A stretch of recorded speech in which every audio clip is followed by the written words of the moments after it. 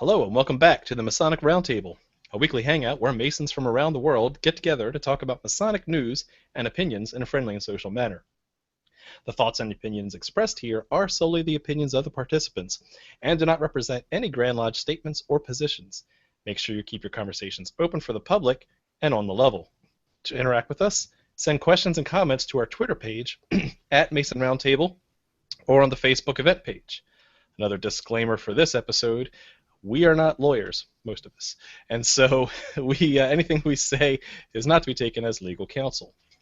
So with that, my name is John Ruark. I'm a past master of the Patriot Lodge number 1957 in Fairfax, Virginia. Handing it off to Robert. Hey guys, the Worshipful Master currently this year. I got 6 more months to go of Waukegan Lodge number 78 in Waukegan, Illinois, and the host of Whence Came You Masonic podcast. Thanks.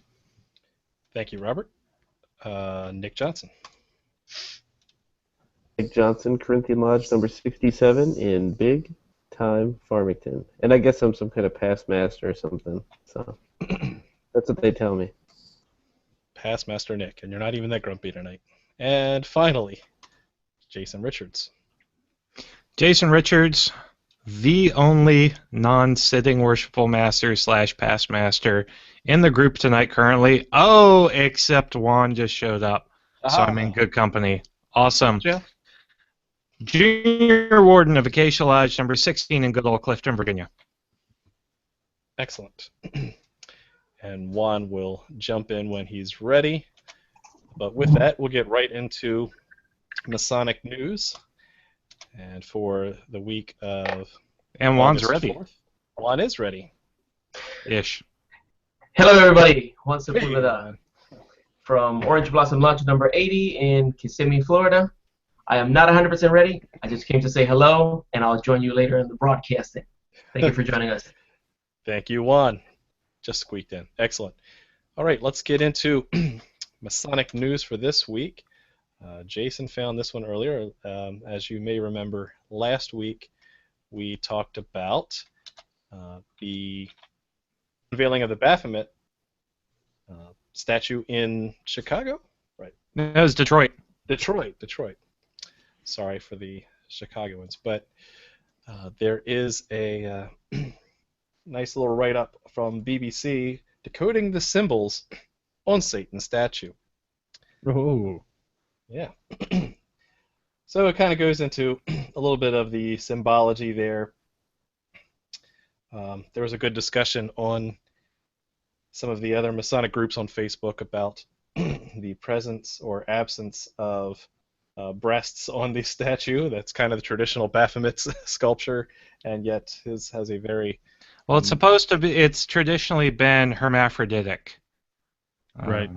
And they wanted it not to be as obscene as normal, so they lopped the boobs off. Yep.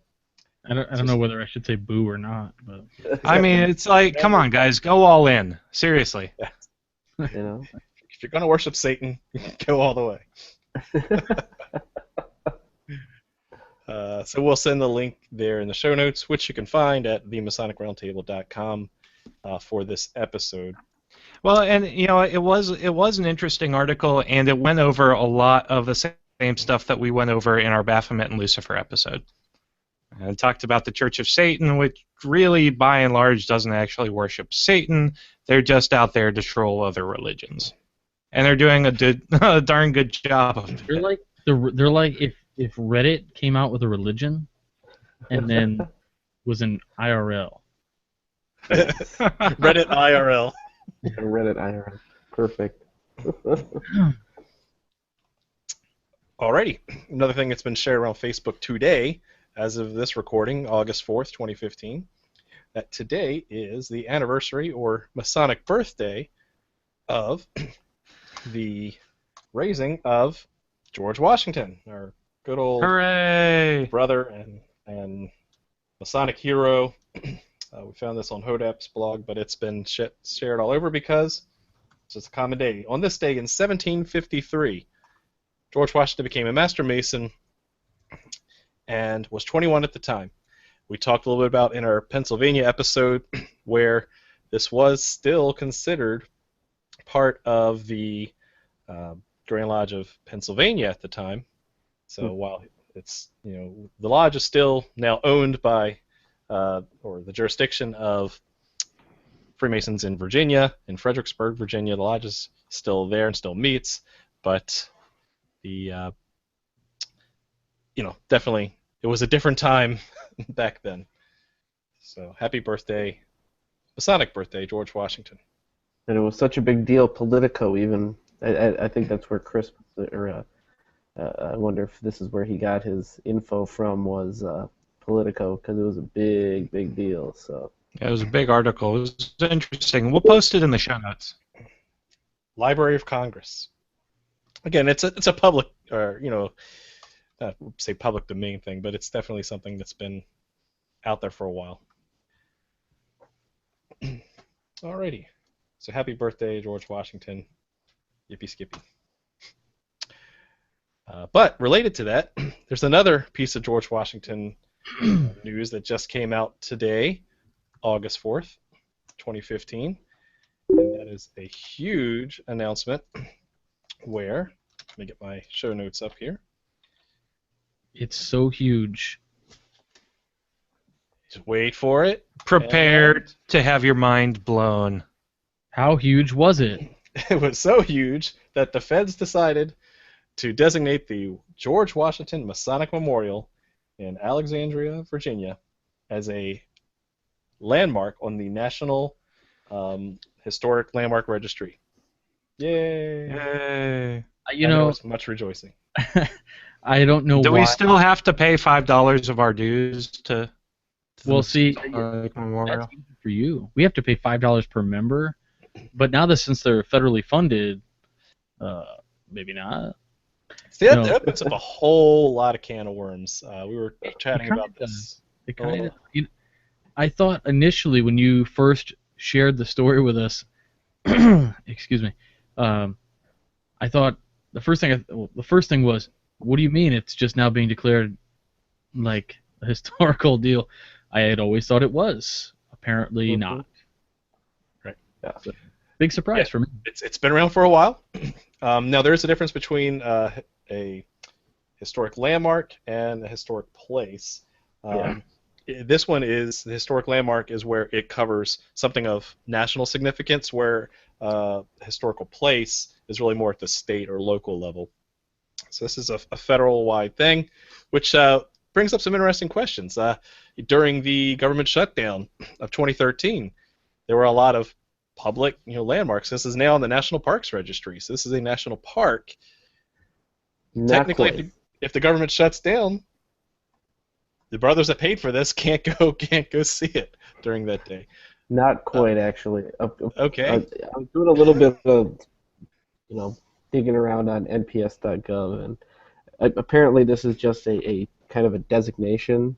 So it's not necessarily, it opens them up to be able to get grants and things like that, but I don't think it creates a national park. It's still owned by the private association. So Okay, good. yes, sadly, we will continue, or wonderfully, we will continue to be paying into that fund from all of our dues. So, yay! Really quickly, quick anecdote about the George Washington Masonic Memorial. Brothers out there who don't know, of course, a lodge does meet there, and it's not just some Multiple lodges. yeah, it's not just some once a year thing. One of mine does. I actually had the privilege. If you don't live in the D.C. area, it's kind of a big deal. It's a big deal for me, and Fratero and I went, and we went to a degree there, and we saw a first degree.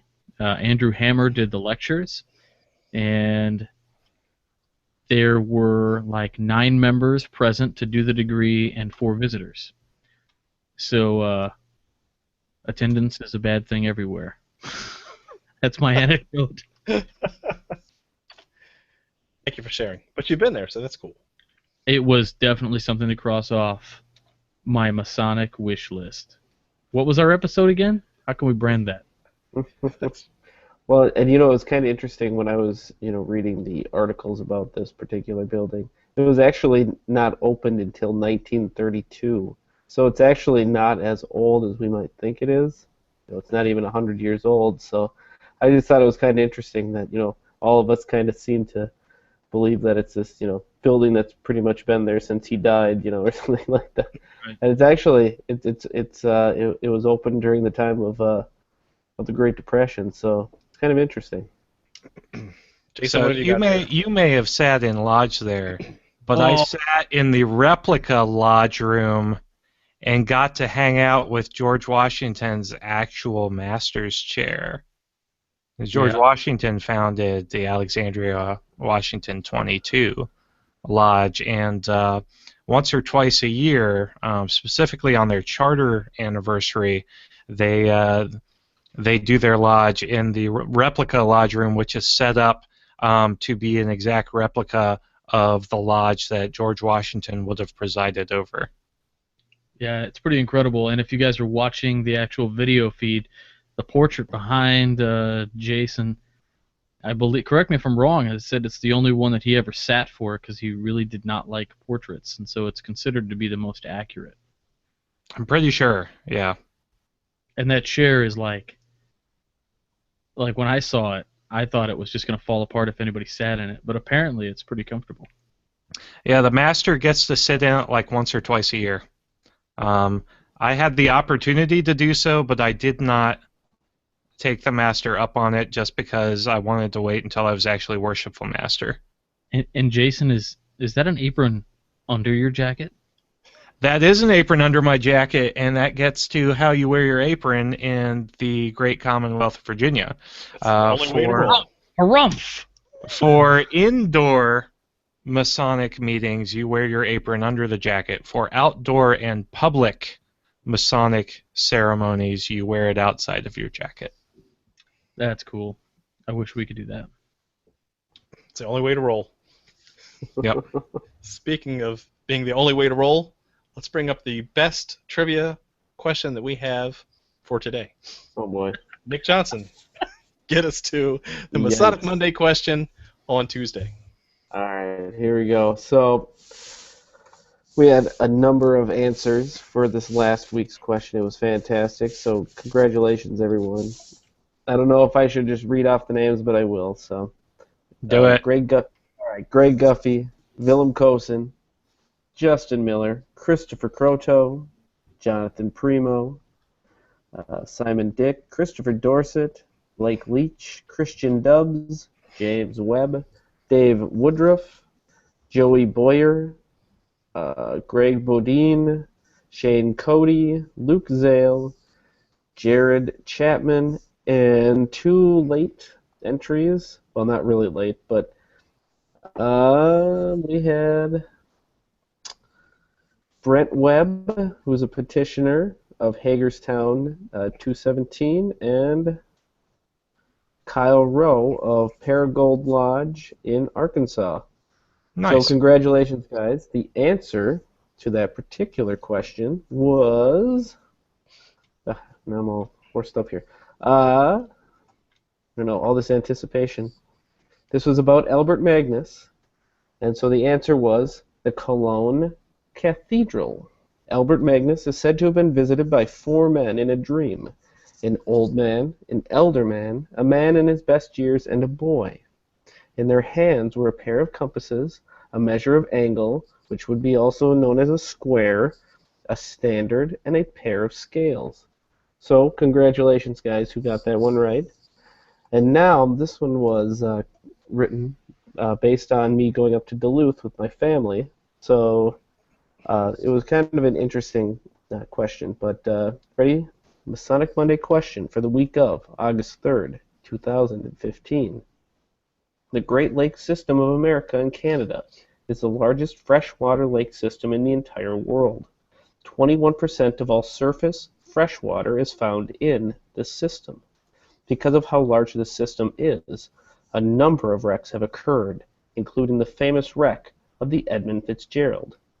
The wreck would have likely been forgotten until the story of the 29 bells rung at this famous seafarer's church, which came to the attention of America and a singer-songwriter by the name of Gordon Lightfoot. So your question is, what is the name of this church and where is it located and what Masonic statue is found on its grounds? All right, I'll say that again. What is the name of this church, where is it located, and what Masonic statue is found on its grounds? When you have the answer, send it to masonicmonday@gmail.com. Don't forget to include your lodge name, your lodge number, and the hashtag #WhatAWreck. Back to you, John. Thank you, Nick. And tonight's episode is brought to you by Les Mis, where we'll be singing the rest of the show. No, we won't, because that would be violation of intellectual property. That's a good segue from John, because here we are into the topic of tonight's show, which is intellectual property. Now, why are we talking about such a nice, fun, legal show here when we have lots of other Masonic topics to talk about? We've covered a lot of how Masons should handle themselves on social media, and how we're trying to take Masonry in this form and bring it into the 21st century. But with that comes some laws, rules, and restrictions, and not necessarily at a Grand Lodge level. We're talking about things that are actual legal things to consider when you do your Masonry online. So one thing I wanted to do was start off with some definitions first, talk about what intellectual property is and some of the facets of there. I'm not going to hit them all, but just kind of cover the kind of the biggies.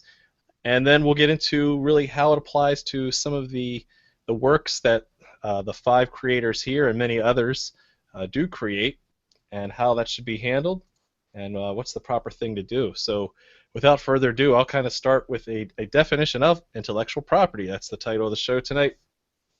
And intellectual property, according to Wikipedia, is a term referring to the creations of the intellect, intellectual property, in your mind, for which a monopoly is assigned to designated owners by law, meaning you think it, you write it down, it's yours, right? That is, you own that work. Then there's various levels of ownership, and we'll talk to that in a little bit. But basically, when someone creates, they have a legal, at least in the United States, so this is primarily going to be a United States law discussion here. And again, we're not lawyers here. We're not representing any legal counsel. This is just a general overview of how the laws operate.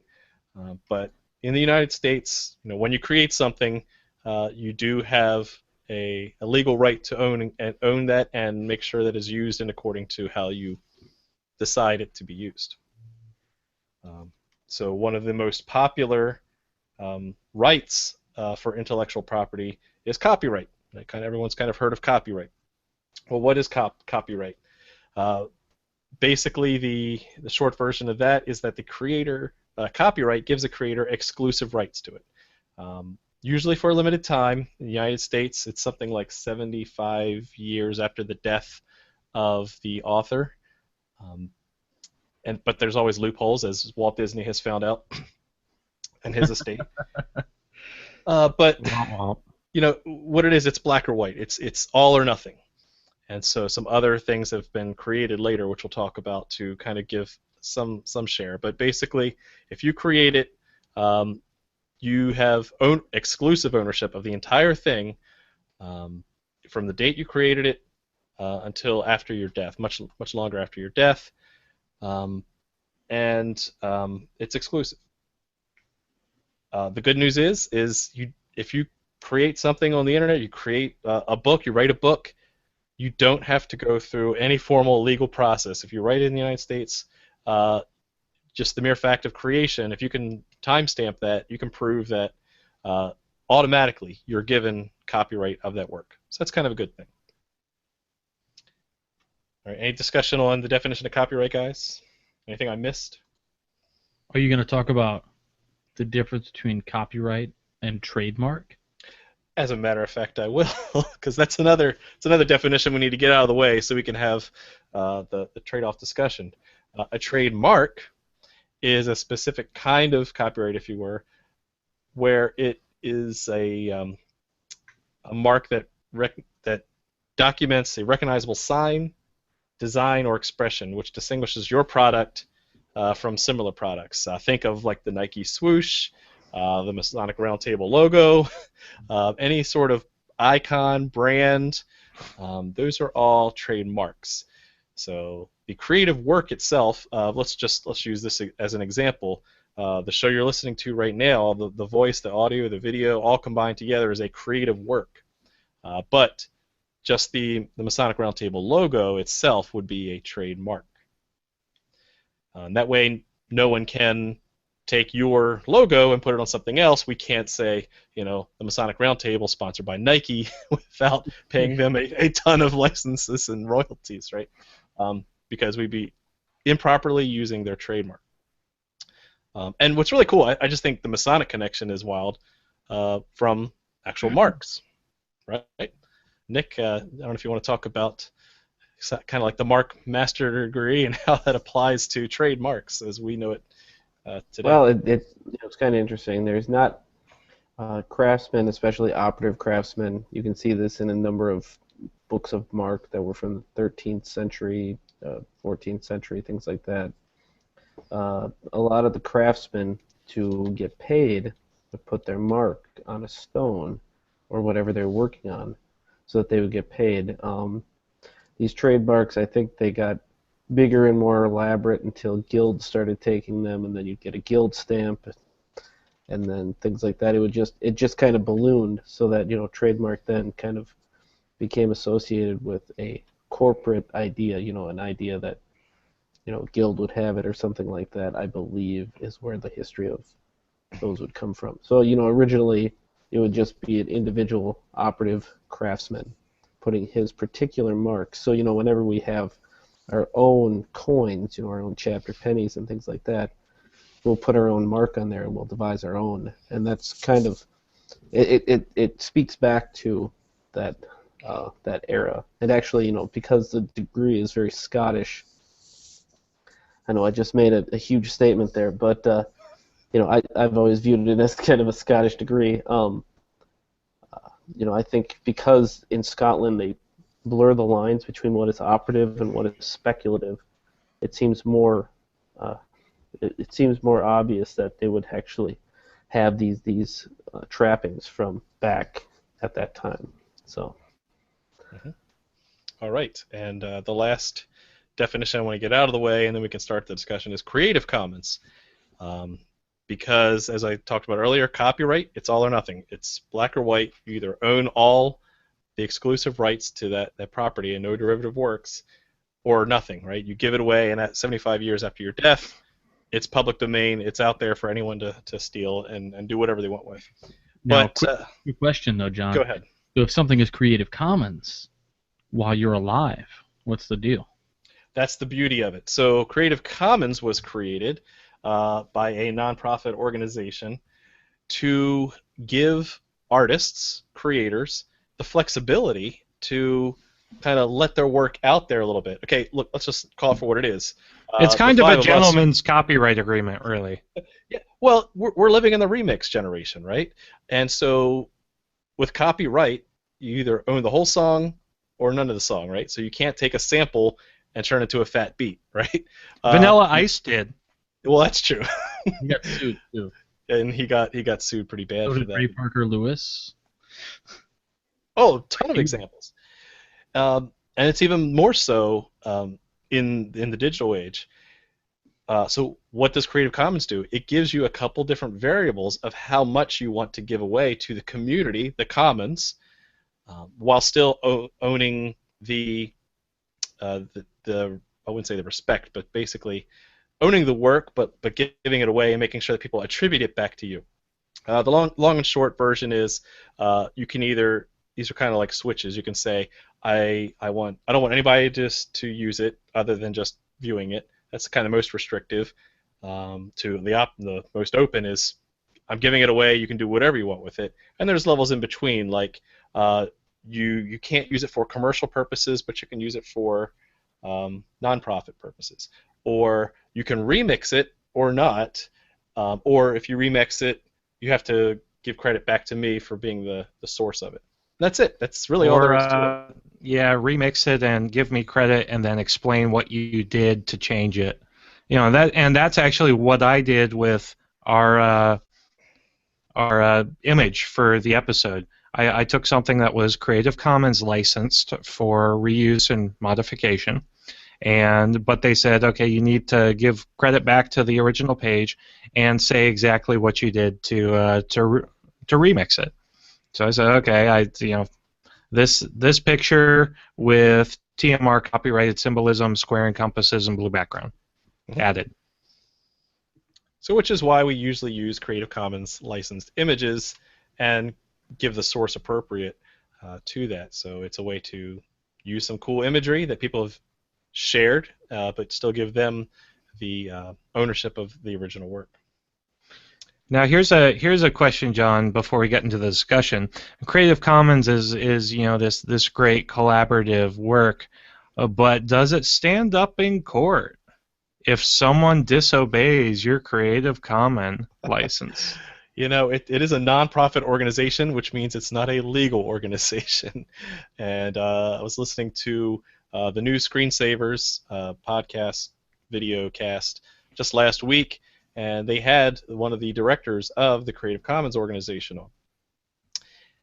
And the question was directly asked to her, well, what happens when someone takes your work and doesn't follow the rules outlined in the Creative Commons license? And her response was, well, you probably should have registered it with the Copyright Office. So, it is kind of on a trust model. It's kind of one of those, you take the risk by giving back, right? And so there's a fine line there. We'll talk more about how much do you give away and what are the pros and cons to doing that. So, for instance, the Midnight Freemasons, almost every article that we put out, there's a piece of artwork in there. People say, where do you get that artwork? Well, I usually go on Google and I do an image search, and I try to use Creative Commons, but if I don't find something, I see where it is. I send an email to that website saying I'm going to use the image. If they want me to remove it, just let me know and I'll take it down right away.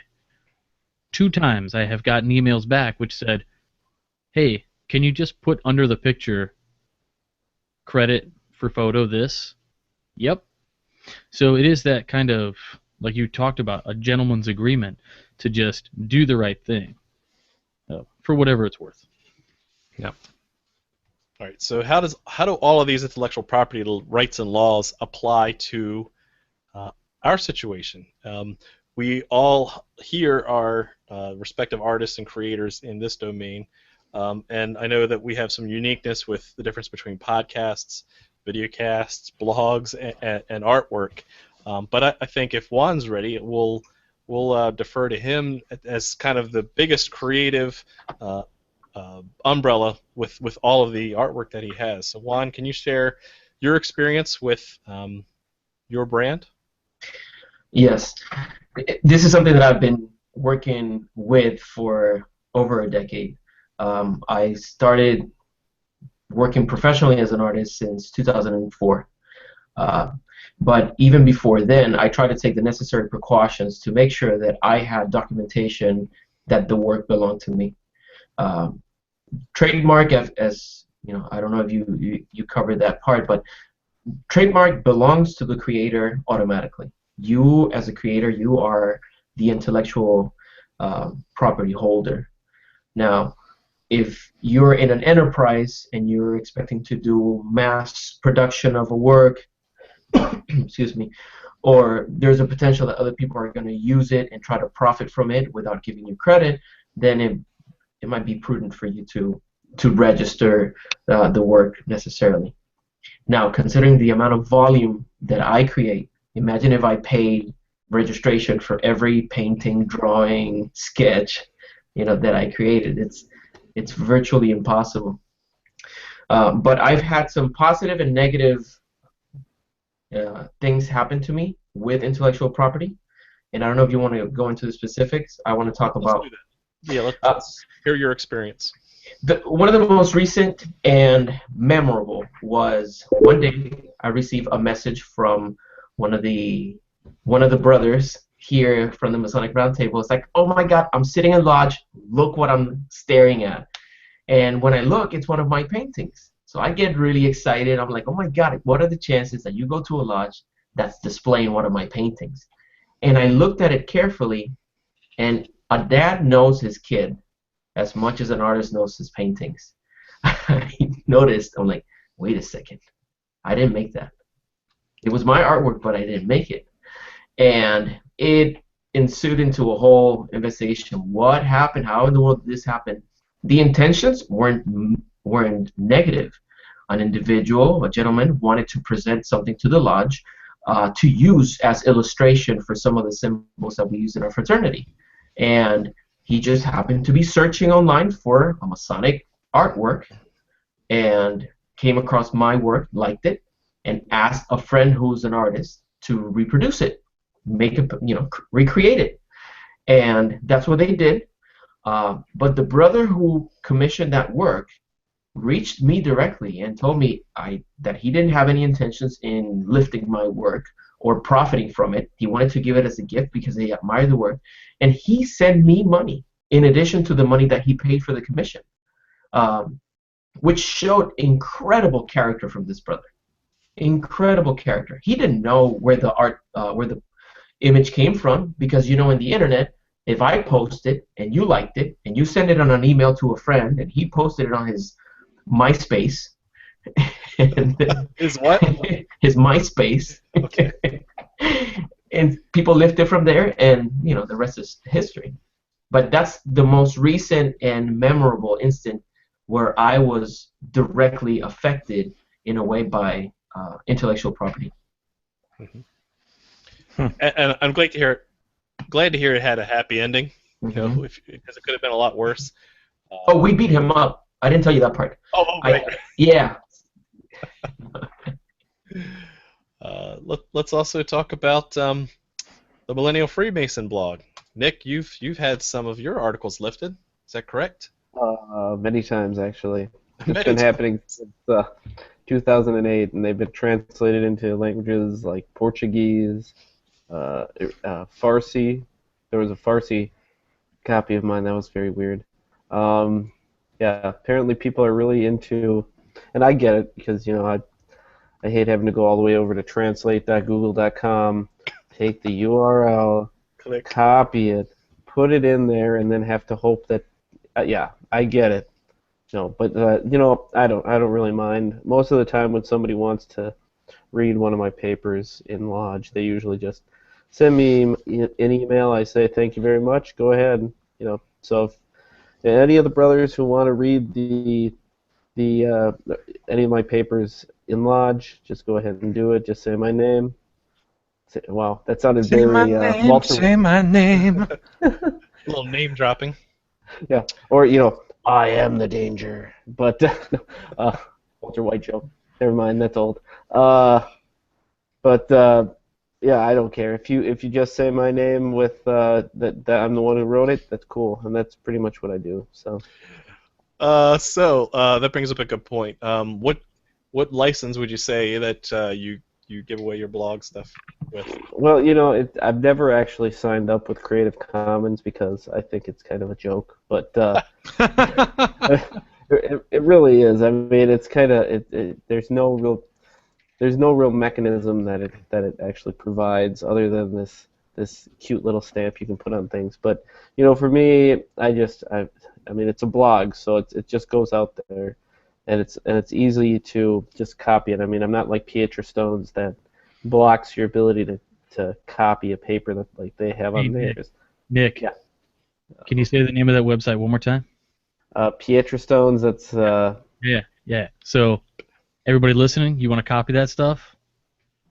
Just use your reader on your Mac. Reader will take it all away, and you can copy and paste it in the PDF if you want to. Hey, we're not getting into how to get around copy. I do not support Just any yet. statements or Just opinions.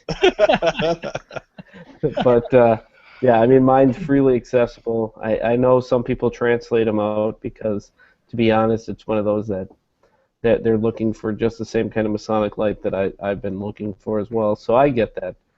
So yeah, for me, I've always been under this system of, if you want to use it, just let me know, and I'm more than happy to. I mean, it's cool, and you know what? Even if they don't say, as long as they're saying my name, I don't care.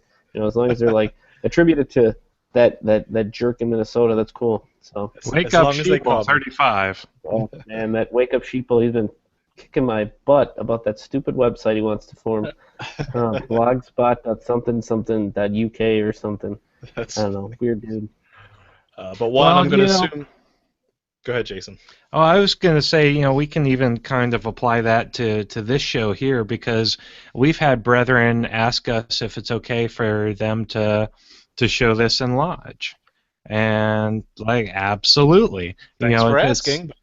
Thanks for asking, but I mean, if you're using it for a non-commercial purpose, then fantastic, go knock yourselves out. So I mean, this would almost be kind of a non-commercial licensed use of TMR. We've run into issues where people have tried to rehost our podcast as oh, this isn't my stuff, but here, buy my app and you can get it. I'm like, come on, that's crap. Don't do that. That was an interesting thing. It's all about going back to Nick. It's about attributing. We ran into an issue on the Midnight Freemasons where, again, like Nick, people in the Midnight Freemasons write these topics because it's something they want to write about. They want to share it. And nothing accomplishes that mission more than people who want to share it too. They want to put it in their trestle boards. They want to put it on their website or whatever it is. And an early website, a couple of years back, I'm not going to give them any web traffic, unfortunately, so I won't mention who it was, but they were huge. In fact, they're probably one of the biggest Masonic websites out there. They were taking the Midnight Freemasons articles, they were getting posted, and it would show to who posted it. It was very big. And then at the very bottom, in the smallest font possible, was taken from the Midnight Freemasons blog. Didn't even say by. So it was just taken from. So it was kind of underhanded. We asked them about it. Then we had to go back, and they said, well, if you find all the articles, then we'll go ahead and remove them. And we said, no. You're going to find them and remove them. And they did. And that same website downloaded all of the Whence Came You podcast episodes, and they were hosting those also. And again, I have no problem with that at all, because actually the first 100 or so episodes, I had volume issues. So people were like downloading them, fixing the volume, and re-uploading them, which I thought was like really awesome and so cool. But these people were just hosting them and didn't say anything about it, which is, I don't care. But it was just the website with the writing is what I cared about, with the attribution. So, sorry. Yeah, I wanted to build on that. Early on, when I started the Winding Stairs, I came across a lot of shady behavior. You had some players that had a following, a Masonic audience perhaps, and they would lift some of the images that I would share, strip them out of anything that indicated where it came from, and then share those. And there's nothing that makes you feel more helpless and betrayed than to know that a brother is intentionally stripping your name off of an image, or mainly for me it was images, stripping your name or your website off of an image to share it, and you see that getting thousands and thousands and thousands of shares. I mean, let's not beat around the bush. The reason I put www.thewindingstairs.com in the image is because I want people to really find the source and get acquainted with all the other things that I share. It's not just to make you happy while you're browsing your Facebook page. I want to make sure that the effort that I'm putting into gathering Masonic knowledge and putting it in a format that is useful and applicable in your daily life, I want to make sure that reaches as many people as possible. Right.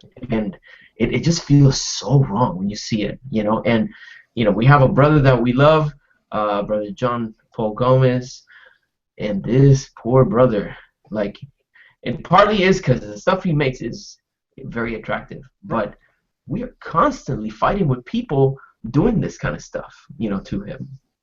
Yeah, John Paul has been like taken advantage of probably more times than I can count on one hand. with tie designs, T-shirt designs, his artworks. It's been pretty bad. And well, John, I cut you off. Sorry. Go. No, I mean, well, that's it. So he's a classic example because we love his artwork so much, and we actually know to recognize his artwork when we see it on some other site. And really, that was So what I think we should do is now say, well, now that you know, what should you guys do as listeners of the podcast, viewers of the show, when you see artwork, any Masonic artwork that you think didn't come from this site? What should you do? I mean, it's always nice, as Juan said, to like, share, and pass it around.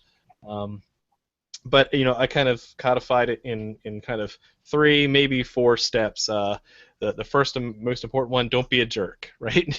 Now that you know, don't maliciously go out and try to crop out, the attribution, maybe the artist's signature. Don't try to post something as your own. Yeah. Right. Really, don't deliberately do that, because at that point, you're wronging a brother, plain and simple, right? Whether or not you want to get into the complexities of copyright infringement versus theft, I'm not going to get into that right now. I mean, we've all downloaded MP3s, right? This is the generation that's done that. But regardless, when a brother creates something and you're using it not in the way he intended, you are definitely wronging the intent of what that brother wanted. So think about that when you're manipulating his work. But if you do know better, now that you know, find the source. If you can find the source of that image. One thing I recommend: Google has a reverse image search. So you can just right-click on a picture and search Google for this image, and you can go find where that image came from, no matter where it was found on the internet. So it's really kind of fascinating that you can dig back and find the source for that image. After that, once you do share it, attribute. Definitely give the artist or the creator credit because they worked hard on that. But again, I'm sure they would want more eyeballs on it, but make sure that it all points back to them. And here's really something that personally I think that I want to give almost as a mandate to all the listeners and viewers is correct others when you see this being done. That just so you use the example recently of brother JPG's artwork being shown in other sites and being put on T-shirts. I went out of my way to report that image on Facebook and said this is not the original copyright owner of this work that's trying to pass this off. And so if all brothers, as soon as they saw an infringement of the work done by brother, if we all did this in a big wave and reported those things as quickly and as large scale as possible, we would really flush out a lot of these thieves, I guess is really the only word for it, that are trying to pose other people's work. So definitely, if you see it, if you see something, say something. You know what you're doing too. I mean, like if I'm browsing the web and I'm scrolling through Facebook and I see, let's not even call it Masonic, right? Let's just say it's any picture. And you go to share it, and it says, oh, the privacy settings for this image don't allow you to share it. Well, that doesn't mean right-click it, save it to your desktop, crop, reshare it. I mean, if it's like an image that came off of Google or something, then whatever, right? I mean, it's probably out there. But if it's like Juan's or if it's a Masonic artist like Ryan Flynn, right? I mean, he's another one who's got stuff. Wow, you dropped some stuff there. Drop the mic. Drop the knife. So, it's just one of those things, and you guys aren't always, if you're not always on Facebook, if you don't follow your favorite artists, you might not recognize styles and stuff. But I'll tell you right now, I mean, if you guys like, you know Juan, you follow his stuff, you know his style, you know John Paul's style. I've seen enough of Jason's sketches to where I know if Jason drew something. So it's just one of those things. Yeah, because they look terrible. They're absolutely horrible images. You know where he didn't spend 4 years of his life in art school. Funny enough, Robert, you also know my writing. I do. You've mentioned that. I do know your writing very well. I could tell exactly what parts of papers you've written. I wanted to kind of open this up though for just a quick second. We're talking about trademark, and we've talked about these legalities and things. We've talked about what brothers have done with the craft and what we've done to, whether we have products or podcasts, whatever. What about the square and compasses? Now, we've all kind of been there. We've heard the stories about old Masters Scotch maybe got in trouble because they were using the square and compasses, so they reversed a symbol. And we've heard, down in, I believe it's Australia, Brother Wayne Greenlee told me that down there it's trademarked. You can't use it. And what's your guys' take on that? I know it's a whole episode in itself, but what's your guys' thought about trademark of the square and compasses? If I may, I was thinking a lot about this, and partly the biggest problem that I see in the U.S. in regards to being able to copyright the square and compasses is that we don't have a national body that overlooks all the lodges. In Australia, perhaps you have the Grand Lodge that covers the whole territory. It would be easier for a nonprofit organization like that one to show proof that its organization has the lineage or can document the provenance all the way to hundreds of years ago. That's easy to prove. We've been using the symbol, and since we're unified as one organization, we can copyright and protect ourselves. The extra benefit that comes from that is spurious masonry. Stop waving that knife around. Well, I just want to make sure that the points are coming across. Listen, you. I'm Puerto Rican. Listen to me. No, well, the thing is about spurious masonry. If we were, as let's say if it were the Grandmasters, the Council of Grandmasters, I don't know what the name of the organization for all the Grandmasters is, but if they were the ones who copyrighted the symbol, then as a unit, they can prove provenance and the earlier use of the symbol, and they could go against any kind of spurious masonry that tries to use it to recruit people erroneously and create pyramid schemes out of our craft. If they had the legal resources and the money to pursue all those battles, though. That's a good point. Yeah. Because Grand Lodge, Pennsylvania. Yeah, right. But it has been done. It has been trademarked in the past. If you go to the Grand Lodge of British Columbia and Yukon, they have an article which we'll put in there. But basically, even as late as 1994, the Grand Lodge of Idaho registered the square and compasses, restricting its use in that state only, right?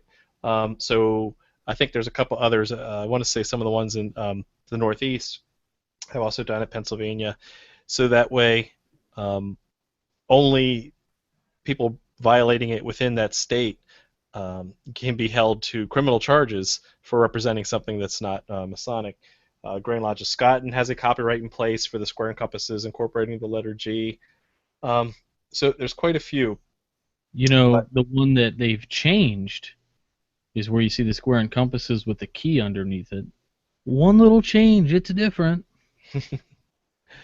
So it has been done, but not universal, as Juan said. If there was some organization that overall would kind of do that, you'd really have one umbrella to take care of. But if you're not in those states, hey, fair game, right? It's a fair use symbol at this point until it's been reserved. So that's a great question.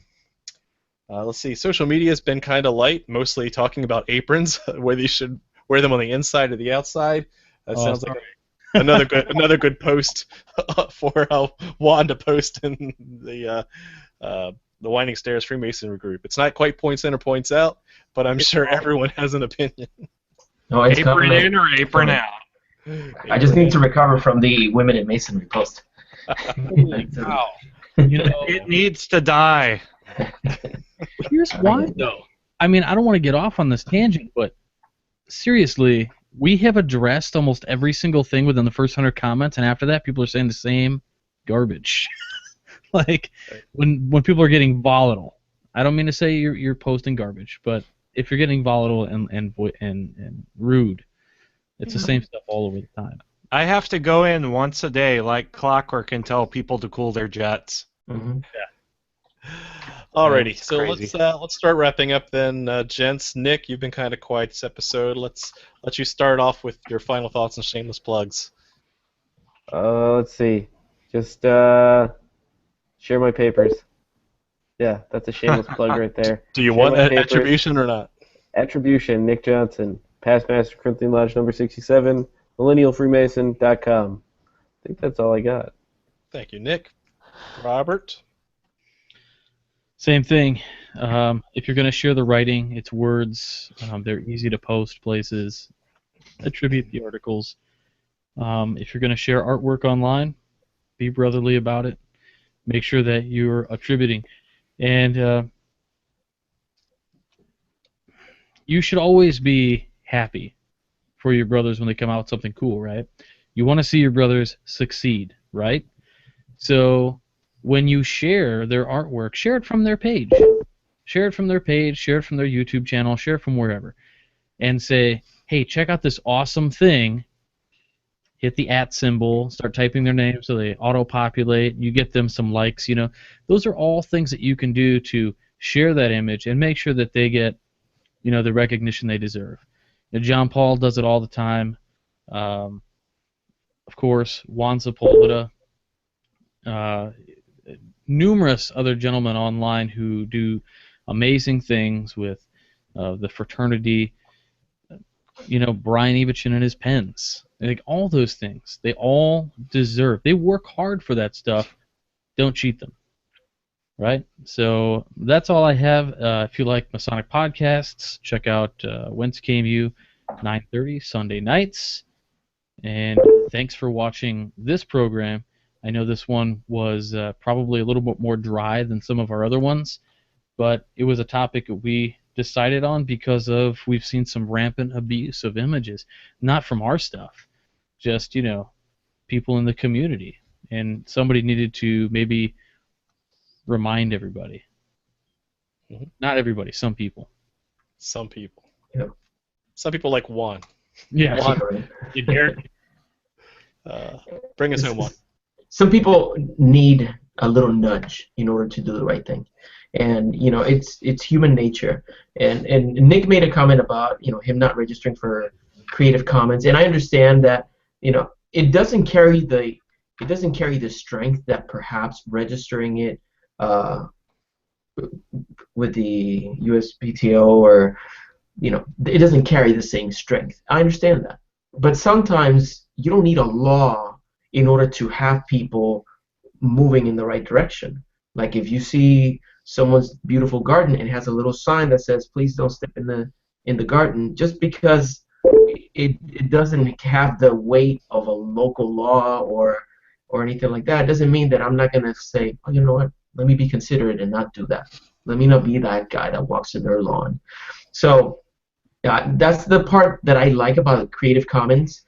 I try to follow it as best as I can. If you, and, you know, as a segue, if you look at the latest project that I'm working on, the Gentleman's Brotherhood, if you go to the gentleman'sbrotherhood.com, you'll see that I have some guest posts there from contributors from around the country. And some of the articles that I have shared have been published previously. I give credit to the original place where it was published with their authorization, because I wrote them and I've established relationships with them in the past. But also the images that I utilize, if I bring them from Creative Commons, I link to the place where I got the image from. I link to the individual who created the image, and I try to give them attribution, because, you know, not all artists are business savvy and can defend themselves appropriately, and it's important that we give artists credit. People all the time try to cheat others. But anyway, for more examples of where you should be behaving like a Mason, go to thewindingstairs.com, listen to the latest episode, where I tell you the 4 places where you should be acting as a Mason, if not everywhere. Oh, very quick. Brother Pete Wasco is one of the men that has taken the time to say, "Hey, this image that you posted is from Brother Juan Sepulveda and links to my pages." And I know that Brian Shimian has done it, and Ivichin has done it as well. And all of those of you who are out there giving credit where credit is due, you got my love. Hats off to you, brothers. Excellent. All right, Jason, what have you got? So Masons are very creative. Masons are industrious. The beehive is one of our big symbols. Make sure that if you would be getting upset, like Robert said, if you would be getting upset with people just grabbing your stuff and sharing it wherever willy-nilly without any regard for calling you out as the original author, contributor, artist, etc., make sure you take steps to protect yourself. It doesn't take a lot of time. At least if you go through Creative Commons, there's at least that gentleman's agreement there. I've copyrighted some of the artwork that I've done because graphic design is painstaking and it's difficult. That's one of the reasons why Masonic images and Masonic graphics are so popular, because they're a giant pain in the can to do if you don't have that image background and the $600 for Adobe Creative Suite. Every year, yeah. So go ahead and take those extra precautions. That is your work. That is your marked work. Go ahead and make sure that you mark it as such, so that people can't take advantage of it. And again, hearkening back to what John said, if you see something and you know that even if you have an inkling that that wasn't the original creator and it's not attributed, at least say something, even a private message going, hey, is that really yours? There are a lot of cases where it's not always malicious, and sometimes it's just a brother seeing something cool, like the brother who saw Juan's artwork and said, you know what, I've got an artist who can recreate that, and that'd be a really cool thing.